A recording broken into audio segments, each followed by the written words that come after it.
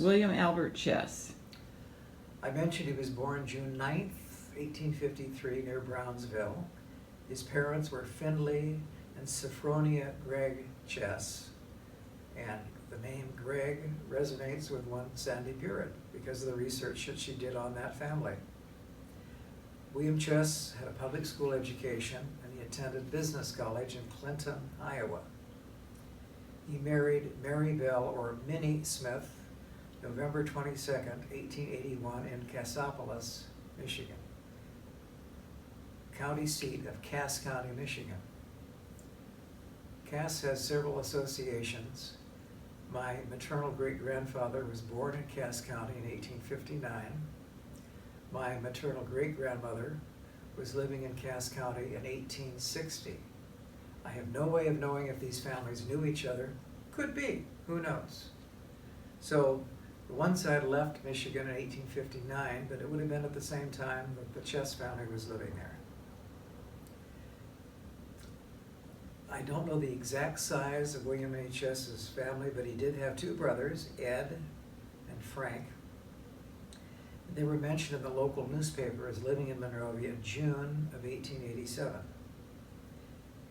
There is a Pioneer Register, which is an old ledger book that was placed in the lobby of the First National Bank. Actually, at that point in 1926, it would have been the Security Trust and Savings Bank. First entries were May 17th of 1886. People were invited to sign in and say when they came to Monrovia. So William Chess, in his beautiful Spencerian handwriting, wrote down that he arrived in Monrovia September 9th, 1887, and he came from Kansas, where he had been living, in response to a telegram from his brother. And Sandy's research indicated that the content of the telegram was this: if you want to go to heaven before dying, come out to Monrovia. Well, the telegram had its wanted effect, and he and Minnie pulled up stakes in Kansas, and out they came to Monrovia.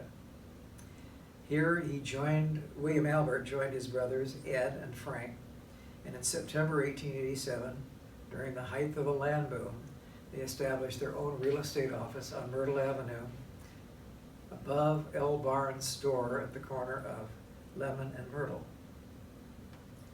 I mentioned W.H.S.'s beautiful Spencerian handwriting. Well, he took the minutes of the first Board of Trustees meeting after Monrovia was incorporated in 1887, and they're still highly legible due to his very nice penmanship.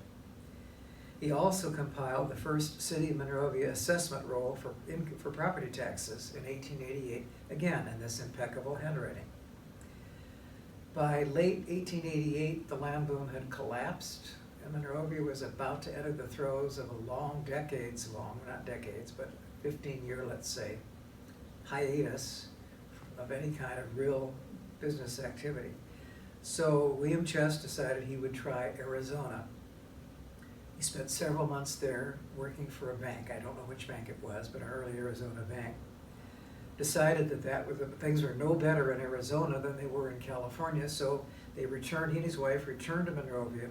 He and his wife and daughter Edna and young son Claude came back to Monrovia on January 1st, 1890. William Albert Chess began his employment with the First National Bank. He remained with the bank for 35 years until the year following the merger in 1924 with the Security Trust and Savings Bank of Los Angeles. February of 1890, he was appointed bookkeeper, and I am guessing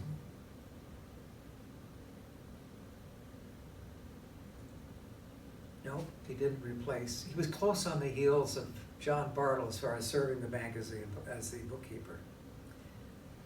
Interesting sidelight on William Albert Chess, one of two.